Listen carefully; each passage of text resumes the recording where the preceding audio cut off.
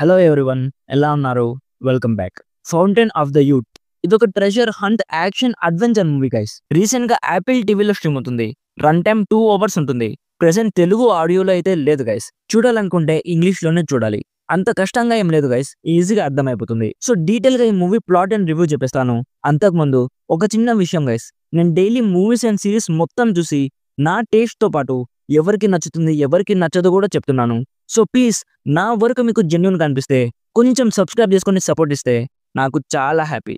So simple గా ఈ movie plot ఏంటంటే, ఈ మూవీలో ఆర్కియాలజిస్ట్ డిపార్ట్మెంట్ లో వర్క్ చేసే లూప్ అనే ఒక తన స్టోరీ చూపిస్తారు. లూప్ అండ్ తన టీం ఒక ఓల్డ్ ఫౌంటైన్ ని వెతుకుతూ ఉంటారు. ఆ ఫౌంటైన్ స్పెషాలిటీ ఏంటంటే అక్కడున్న వాటర్ తాగితే అమరులు అయిపోతారు.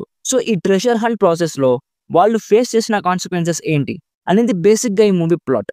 ఈ మూవీ చూస్తున్నప్పుడు ఫస్ట్ నాకు ఒక మూవీ గుర్తొచ్చింది గైస్. అదే 1989 లో వచ్చిన Indiana Jones and the last crusade. రెండు మూవీస్ లో ప్లాట్ సిమిలర్ గా ఉంటుంది, but events and treasure hunt process చాలా డిఫరెంట్ గా ఉంటుంది. ఇప్పుడు నాకు ఎలా అనిపించిందంటే, పర్లేదు గైస్, గైస్, ఇది edge of the seat mystery thriller adventure thriller కాదు. ఈ మూవీ టార్గెట్ ఆడియన్స్ చిన్నపిల్లలు and families.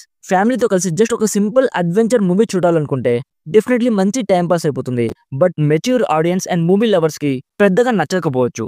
Like pirates of the Caribbean and Indiana Jones లాంటి ట్రెజర్ హంట్ మూవీస్ ఆల్రెడీ చూస్తుంటే ఇది జస్ట్ ఓకే అనిపిస్తుంది.